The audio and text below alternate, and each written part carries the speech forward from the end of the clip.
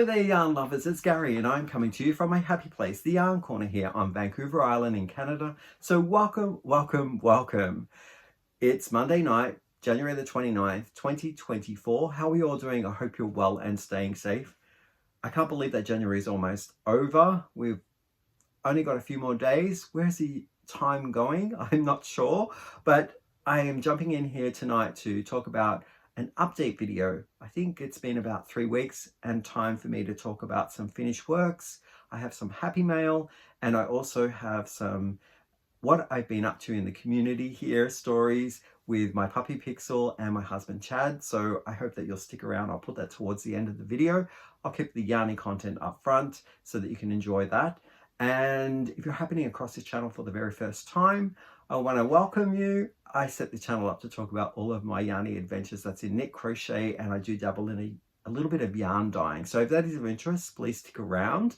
If you're coming back and visiting again and you've been commenting, I want to say welcome back and thank you for comments. The last video I dropped was talking all about the collaboration between myself and KnitPicks and becoming an affiliate. I'm seeing where it goes, so thank you so much for all the encouragement, all the comments of congratulations. I am excited about the collaboration and the affiliation. And I have to say thank you to the people who went across, used the links and made the purchases. And I know a lot of people were, you know, wishing to, just waiting for that sale or waiting to see what is on offer later down the way with KnitPicks. So I want to say thank you, thank you. I really appreciate that. And all the money or whatever I get back from the affiliated links will go back into the channel. So yeah, let's talk about what Hank is wearing here. I've dressed him up in the Stephen West cowl 2022 called Twist and Turns. And I put this on him because some of the work that you're going to see tonight are big learns for me. And I thought the Twist and Turns kind of was a big learn for me in many different techniques in knitting. And yeah, so he's wearing that. And I'm going to be showing you some works that answer a challenge from Hobbii. Now, Hobbii is a Denmark yarn online store, and they sent me some yarn to try out, to review, and for a challenge for the hashtag #NoShadesOfGrey. Now, it's their second year that they're doing it, and I thought I'd jump at the chance because there was some yarn that I hadn't used or hadn't felt before in the Hobbii collection. So I've got some of a sneak peek on the things that I've done for the campaign or the challenge, and I'm showing you a little earlier because you may need some inspiration if you're willing to, you know, participate or if you're wanting to join in on the challenge. Now, all of our makes between now, which is January 29th, 2024, all the way till February the 23rd, 2024, we're going to hashtag all of our color inspiration projects, not using gray and not using, I guess they had dark blue and sort of drab colors. So I've got a few projects that I've answered the call to that challenge. And then I went a bit crazy and I actually I actually loved these other patterns so much that I thought I'm going to use the yarn for these projects as well. So I'll talk about those projects too. Just briefly, it's going to be a little bit of a teaser, and I'll come back on February the 23rd, and I'll do the full kind of reveal, and I've got some footage of me working through these projects. I'll talk about how the yarn works up and give you my honest opinion. So this will just be a sneak peek. And what else do I have here? I think that's it. So I'm going to get started. The first project that I finished was this one here. It's a hat, and I believe the hat pattern is called Roku, and it's designed by Olga. I'm gonna mispronounce the name. Olga Berea Kafalian. And I will link all the patterns down below in the description box. And if you're interested in finding out a bit more about these, you can go down there to get more information. So here is the pattern here, the Roku beanie, and it is a beanie that is ribbed, so it's 1x1 ribbing, and it has a really interesting, my first time ever doing what some people call the Italian cast on, and it gives the edging a really nice mock tubular edge. So you use your fingers, creating like a slingshot kind of like method, and one needle to do what they call a pearl cast on and a knit cast on. And when you're working it up, you get a nice kind of mock tubular. So I liked it. It works up looser, so the pattern, and there are other tutorials for this that suggest to go down a size in needles because the fact that it is quite a loose cast on, and then you can go up to the regular size for the pattern of the hat. So yeah, I really enjoyed it. And that's the decreasing up there. Really, really nice. So I did to the measurements of the pattern, but you can go longer if you want a thicker cuff, and you can go shorter if you don't want the cuff at all. It's up to you. The pattern gives you some ideas on like appliques, like putting fun ears on it, or things like a veil.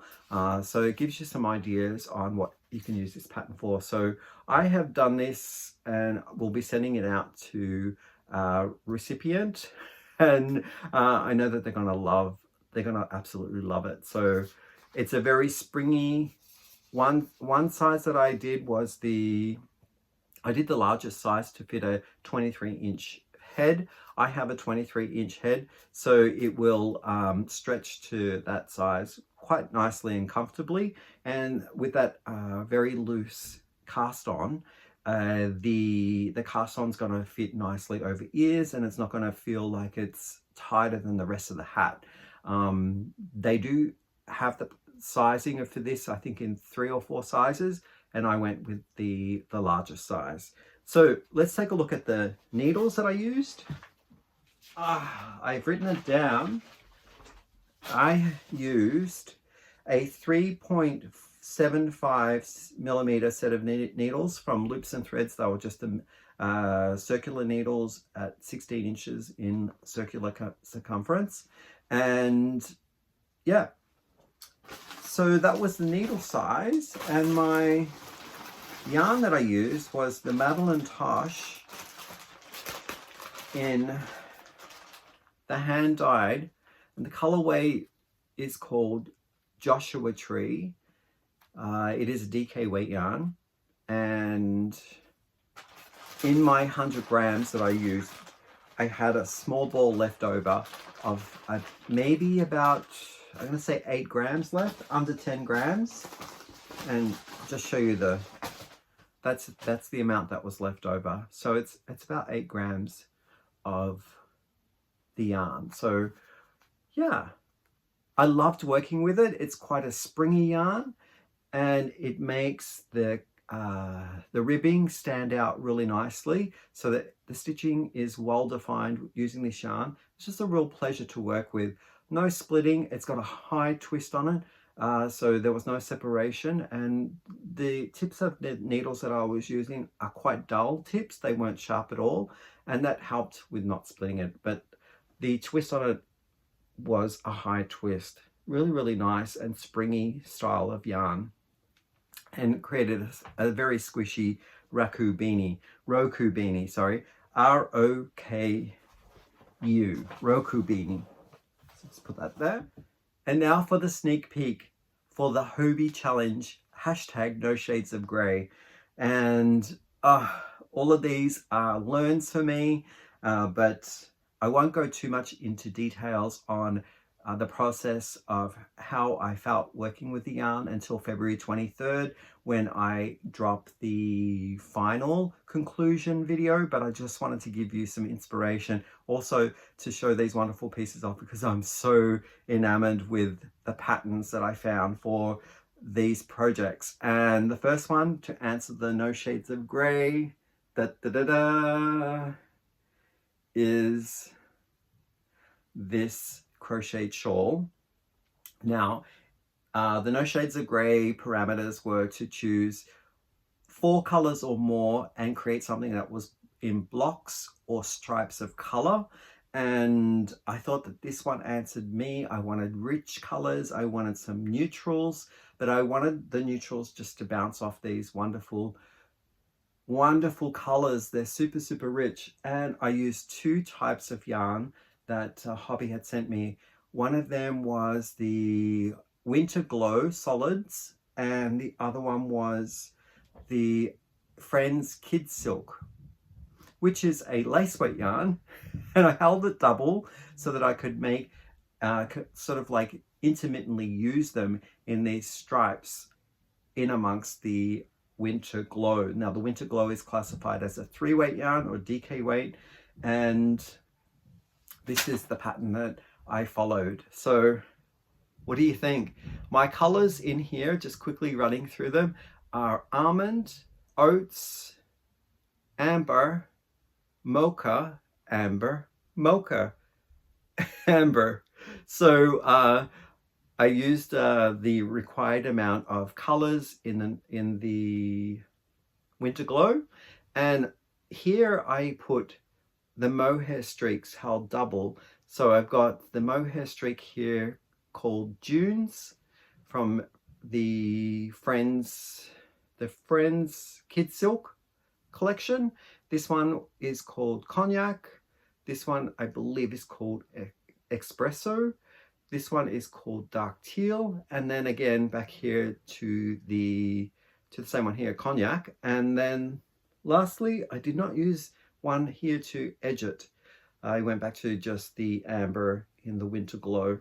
So I did do one different thing to what the pattern suggested, and I finished it differently with picot border, like really large picot border fanning out to a couple of inches. And the size of it is probably my wingspan and then another foot. So I'm going to say it's 6.8 feet in length and about 22 inches, not quite 2 inches, 22 inches, not quite 2 feet long in the length here between the center to the bottom bit where the picot border is. So that's my kind of favorite scarf size and dimension. So you can wear it and it's not going to have too much of bulkiness in the front. So I'll wear it for you just for a brief moment because I've got the heat cranked in this room and it's quite warm. But what I liked about the pattern is where I have the mohair, it's a little more less structured as the other areas of the design. So when I'm wearing it, I'm having these wonderful folds that are generated from the thinner part of where the mohair is. And I really like that. It's giving it some type of structure and a really nice kind of folding origami type style of a finished piece. And I really like it. So I'm going to take it off because it is quite warm. And there it is, my sneak peek. I'll tell you more about the yarn on February 23rd that made this one up. So yeah, the pattern and my hook. So let's have a look. Sorry about this, you can see the top of my head. So it's called the Baker HC. It's the Baker HC, which is this pattern here. The designer is Joanna Sitkiewicz. I don't know whether I can show you any of the design, but her name will be presented down below in the description box. Yeah, I think if I show you the pages, because this is a paid for pattern, I can't show you I can't show you like the pages where her name is, but the Johanna's name will be down below in the description box. I absolutely love the pattern. It was a charted pattern, so you have to read charts to be able to complete the pattern. There is a small description in English below each of the charts, so it describes how many times you have to do certain things, but it doesn't give you a fully written out blow by blow what each of the steps are. But not too long. It's probably around 8 pages, so it wasn't daunting to print that out.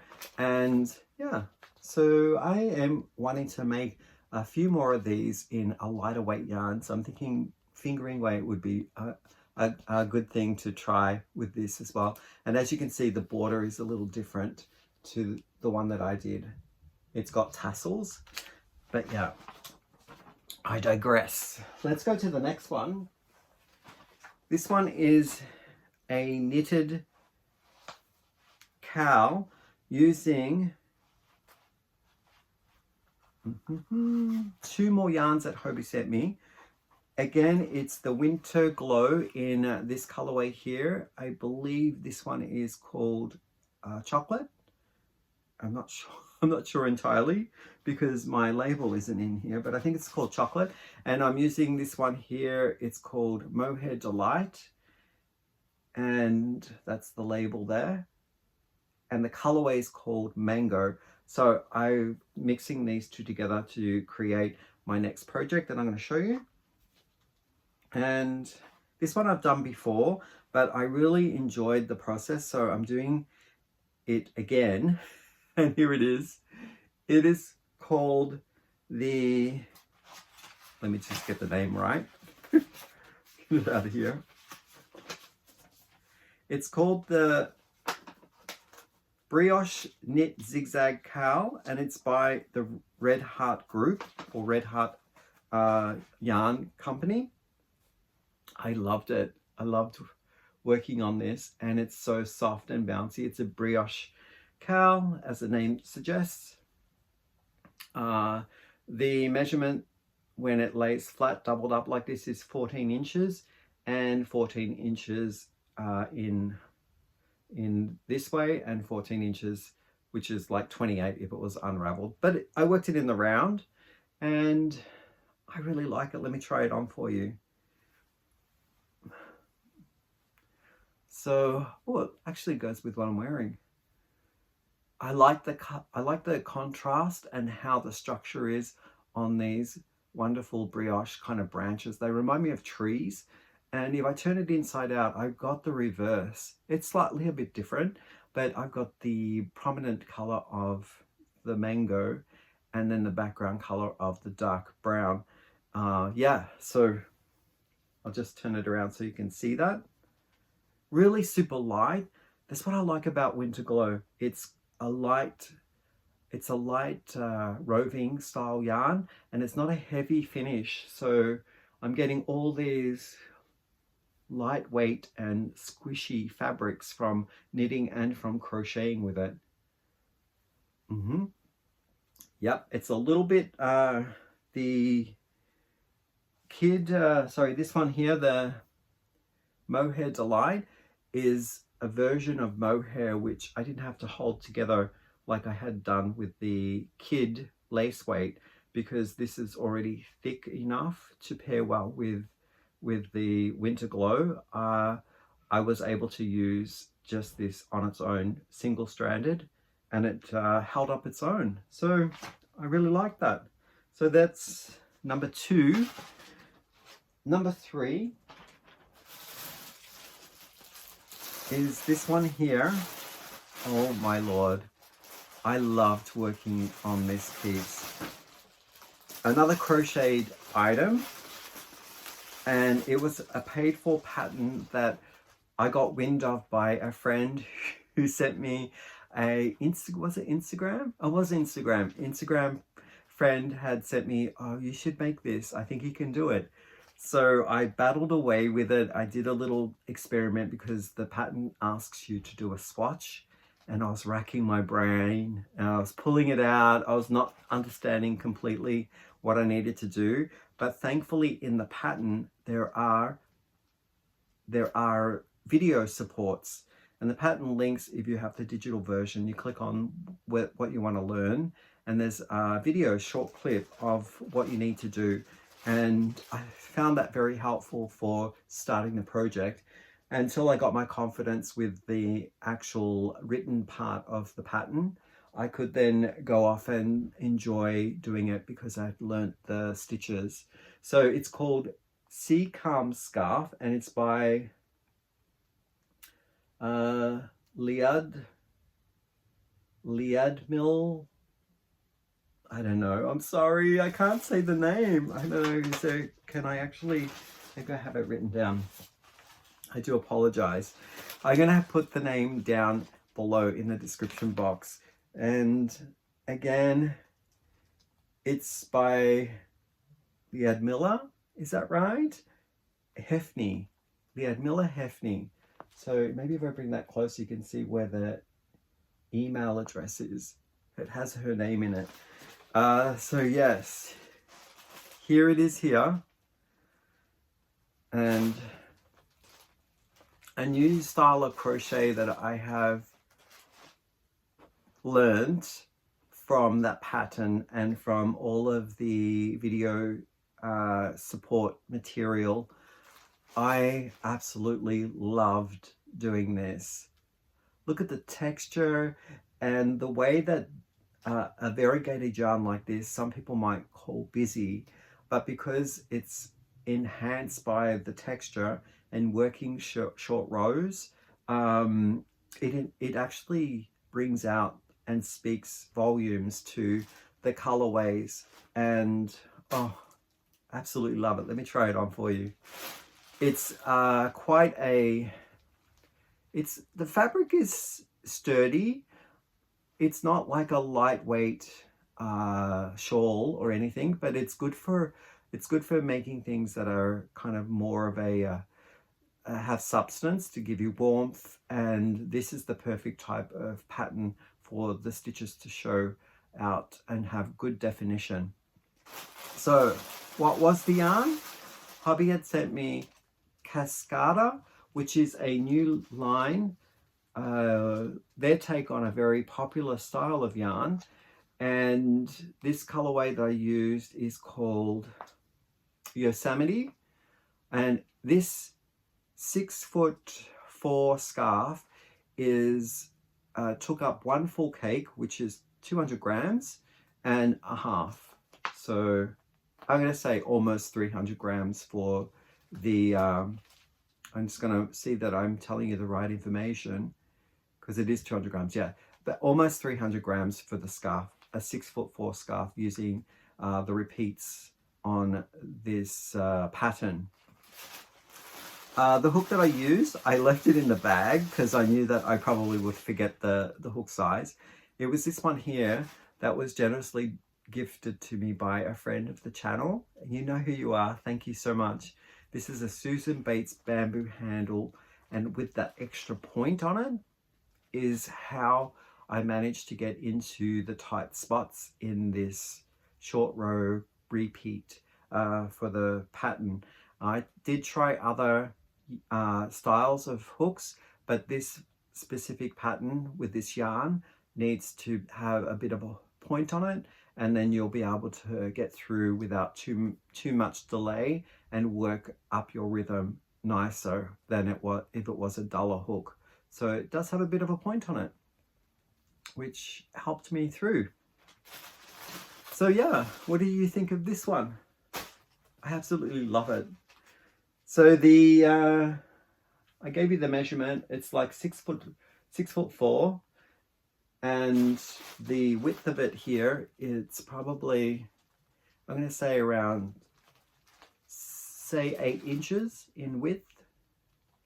Yeah, and it finishes very nicely too. Yeah, nice straight edge. Absolutely loved it. So put that there. That was my third and final whip that I had to show. Sorry, my third and final finished object. I am working on 3 more pieces, which I hope to have most of it done by the time February 23rd comes around. But I do have a whip now to show. And this one you've seen before. It's an ongoing whip that I am working on. This is the Cosmic Dandy.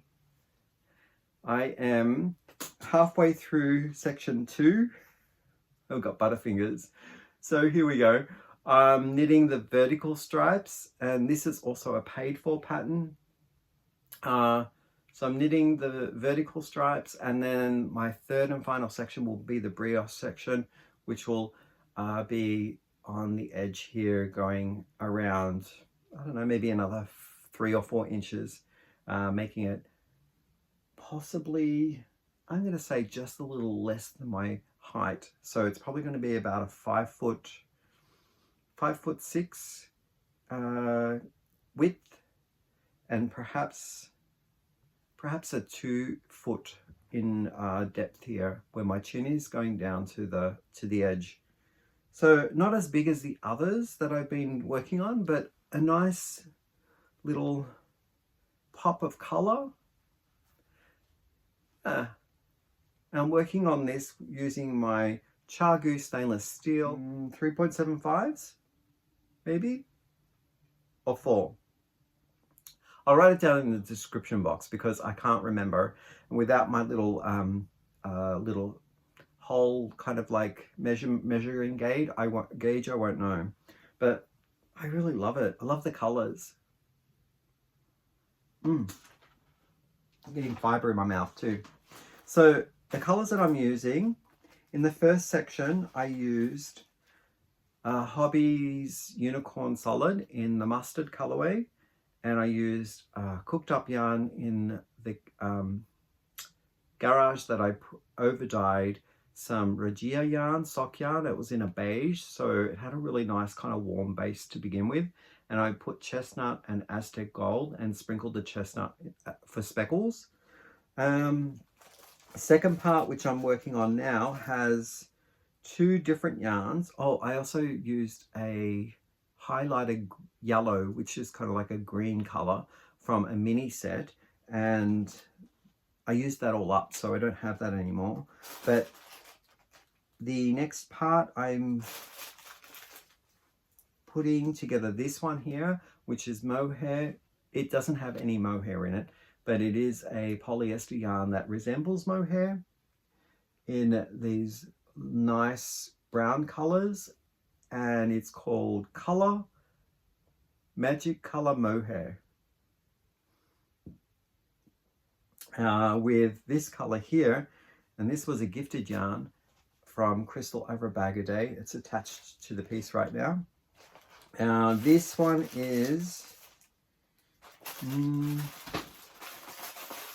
where is it? It's Gazelle. Here it is here, and it's called Wool Star, and it's tawny olive, the colorway. I love this. Yeah, I love this color so much. So I am throwing these 2 together in section 2.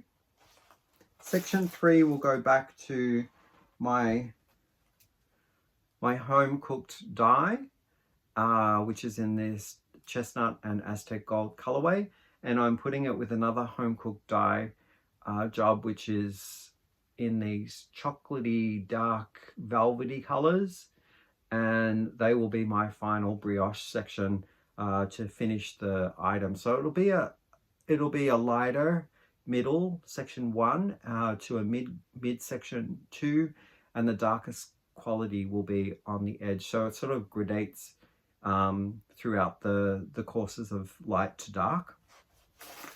Yeah, so I'm really enjoying it.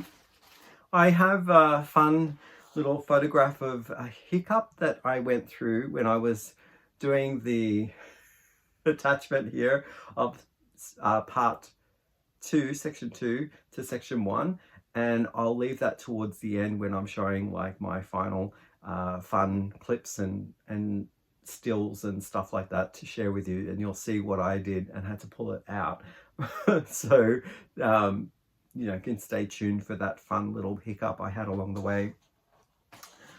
So yes, with that we can move on to Happy Mail, and this one comes from a very special person from Australia, and that's my mum. She went on a trip to New Zealand and she was on a cruise, and we were talking through email. She made her way to Christchurch and she had a stopover there. And she was asking me, what did I want for her to bring back from New Zealand as a souvenir? And I said to her, well, what about some yarn that is specifically a New Zealand yarn? Because I don't know any of their brands, and I don't know, because they have so much sheep over there, that I thought, well, it would be nice to actually get something that is grown from sheep to a yarn store. And so she went off on her way, and so she sent me some things along with that package. It arrived to me about 2 weeks ago. So let's take a look. Thanks, Mum. I really love what you sent me. Okay, what do I start with? I'm from Australia, so I grew up with some treats that I remember from my youth as my go-to snacks, and I would sort of like sit at watching television on a Saturday, watching cartoons, and I'd have these wonderful snacks. Even at school, I would have snacks at recess. And I said to Mum, can you put some snacks from Australia in there? And she goes, okay. It's all gone. Twisties. They're in Canada. There is such a thing that's sort of like a twisty, but not really. It's called cheesies. And they are like twisties, but they're more dense. So a twisty to me is somewhere between, if you're from Canada, it's somewhere between a Hawkins twist cheesy and a puff Cheeto. So it's the perfect balance in my mind. So if you're visiting Australia and you want to try them out, they have them in cheese or chicken flavored. So Mum got me the chicken flavored because I miss both of them. And the other thing that she got me were cherry ripes. Cherry ripes is one of my favorite chocolate bars. And if you have not had these before, they are dark chocolate, and inside of the chocolate is a cherry, like a shredded cherry with coconut. It's a really lovely treat, and I've already eaten one of these with Chad, so I thought I'm gonna have to not eat everything so I can show everyone what Mum has sent me. And I got 3 more of these bars. All right, the yarn. Now I did open this. I didn't read any of the contents or the labels. I just had a good feel. And this is from the tannery, and they're in Christchurch, New Zealand. And if I can find their website, I'll put it down below in the description box. So yeah, it's wool fibre from the tannery, Christchurch, New Zealand. That's their little label there. I hope you can see it. Maybe if I hide behind there, it's more legible. So let's take a look. It is wool yarn fibre, hand spun, and spun by Will Henderson. It's approximately 220 meters. It doesn't give me the grams. It looks to me like it might be considered a 3 to a 4, like a DK to a worsted. And its details are Perendale. Maybe that's the name of the sheep, Perendale. Or it could be the fiber of the species of sheep. Okay, look at that. I always give my softness factor. It's very rustic, so out of 5, I'm going to give it a 2. You would definitely need to wear something underneath this. If you are going to work up color work or a sweater of some nature where it's against your skin, you might want to wear something underneath. But I really love it because it's got a nice twist to it. I'm going to say it's a light twist. The color is nice. It's kind of like a taupey color. It might be the actual sheep color. I'm not sure whether it's even been dyed, but you be the judge of that. Absolutely love it. And it's very squishy, very robust. So yeah, let's look at the other ones. The other two I have look a little more thicker. This one here that I'm going to show you, it to me looks like it's the natural sheep color.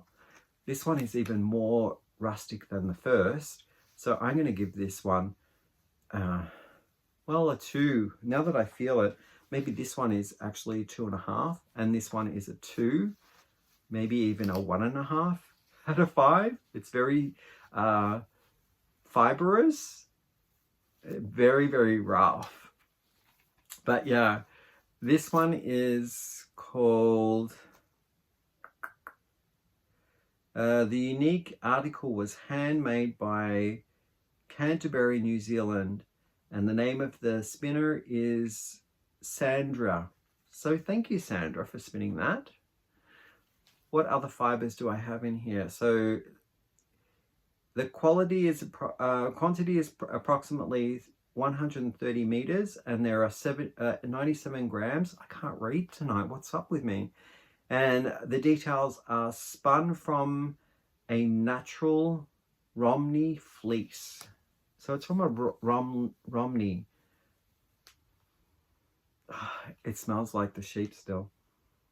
Yeah, yep, it does. It has, it smells like there's that natural oil in there as well, and fibers from the farm. That's that one. So a little thicker. This one, oh, this one's actually not bad. It's softer, and maybe because it's gone through the wash and being dyed and sort of like the fibers have relaxed. This one I'm going to rate out of 5. It's probably a 2.5.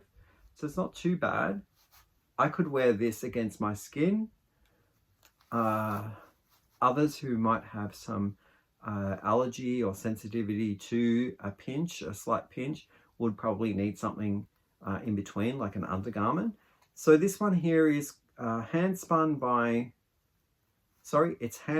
and it's dyed by Anna, and it's approximately 230 meters in this 100-gram hank. So I'm going to give it, I think that's probably a DK weight. Yeah, DK weight. And the spin on this one is a light spin. The dye color is blues and greens. I like that. Remnants to me of ocean, like seaweed and deep blue ocean water. I like that a lot. There's no other information to be told on these labels. And the details just says New Zealand wool. Doesn't say what species. So we have New Zealand wool. We have this one, which is Romney. I like that. It's kind of plied, but then it's twisted and it's got different thicknesses and thinnesses. So yeah, look at that, thin, and then it's quite thick here. And I have the Perendale, which is a different sheep, I guess, species. I'm going to work them up all together. And this is going to be my New Zealand project. I might even, I know that I have some other rustic yarns like this from my friend Melinda, who sent me them. I believe they're from Lithuania or, yeah, Lithuania. And I might add them in with this as well. I love it. Thank you, Mum. So great. And those treats are very delicious. Let's keep this train moving, shall we? If you're just sticking around for the yarny goodness, I want to say thank you for joining in and staying this long. I'll see you in the next episode. And if you want to stick around, I'm going to catch you up on what's been going on in the community here. So we've had a couple of fun things happen with our weather. We are experiencing the atmospheric river right now. We had a couple of large loads of snow dump our way. So that meant that we had 2 snow days in January. And now it just seems to have melted away with lots of the rain that has come through. And we're still experiencing this atmospheric river right now. So It's been a whirlwind. Anyway, enough about the weather, because I do have some footage and some stories to tell about having the chance to go off in a winter wonderland, which has been great. I've got lots of footage of our walks and our treks. We found a couple of off-leash trails that are going through the woods and up and down different hilly mountain bits, which is wonderful, along rivers. And I have footage of where we've discovered these off-leash areas, and I'll include them at the end of the video. One of them we met up along the way with this tree structure that was made into a little animal or a face of a person, and it looked kind of creepy, like maybe it was like a cult that had left it. But I thought it was very interesting, so I've taken a couple of snapshots of that. I got to stand on the first frozen lake in my life, which was thrilling, exuberant, and left me kind of with goosebumps, thinking that the ice would not hold me. But then there were lots of people skating on the lake, so I have footage of my first steps onto a frozen lake. And I didn't have my skates on. I don't have a pair of skates, but I am like Bambi on ice anyway, so I'd be falling over, you know, at any given chance, because I don't have very strong balance. But I was able to stand upright with my boots on, and me and Pixel went for a little walk on the ice lake, and that was a lot of fun. As mentioned, the rain has set in, so I've had muddy experiences walking around. But there was one beautiful day. We went for a walk, which was yesterday actually, on a beach called the Goose Spit. And the Goose Spit is a peninsula that goes out into a calm area of the bay, and you can walk right around. It takes you about a whole hour to get around. And then on the other side of the peninsula, it's nice and sandy, soft sand beaches.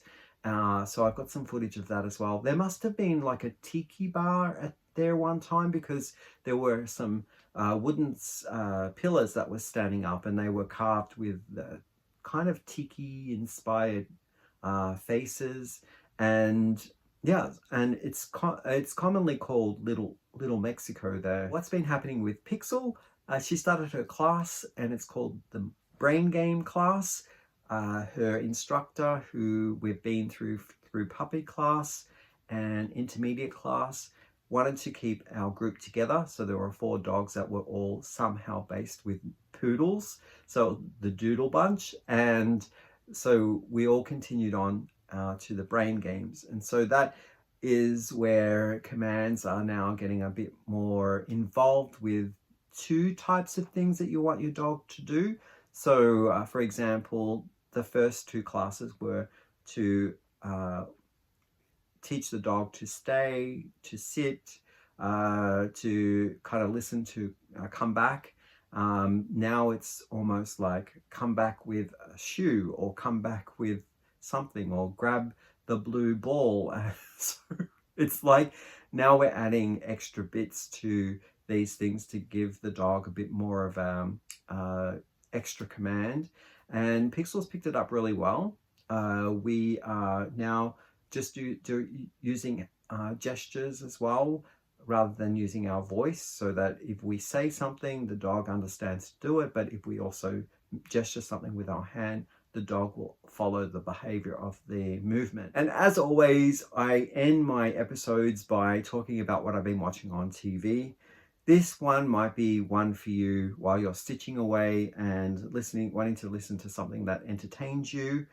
It does come with a caveat that it is a triggering movie. So the genre is crime, drama, mystery, and it also involves bad language, violence.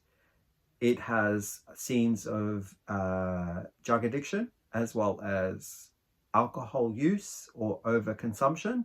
So if those are triggers for you, this might not be the appropriate series to watch. But it's called The Boy Who Swallowed the Universe.